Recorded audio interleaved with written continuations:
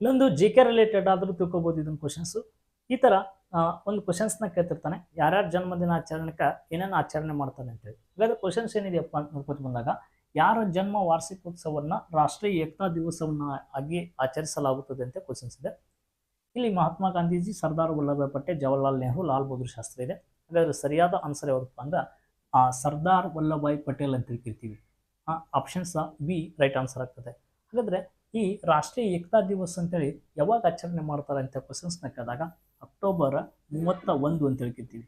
ಹಾಗಾದ್ರೆ ಸರ್ದಾರ್ ವಲ್ಲಭಾಯ್ ಪಟೇಲ್ ಪ್ರತಿಮೆಯನ್ನ ಅತಿ ಎತ್ತರವಾಗಿ ಎಲ್ಲಿ ಕಟ್ಟಿಸ್ತಾರಪ್ಪ ಅಂದ್ರೆ ಗುಜರಾತ್ ಒಳಗಡೆ, ಗುಜರಾತ್ನ ಅಹಮದಾಬಾದ್ ಅಂತ ಹೇಳ್ಕಿರ್ತೀವಿ. ಅದ್ರ ಯಾವ ರಾಜ್ಯ ಅಂತಂದಾಗ ಗುಜರಾತ್ ಒಳಗಡೆ ನೆನಪಿರಲಿ.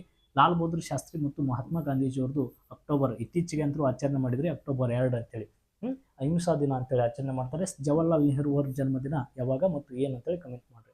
ಫಸ್ಟ್ ಒಂದು ಪೇಜ್ ನೋಡ್ತಿದ್ರೆ ಫಾಲೋ ಮಾಡ್ರಿ.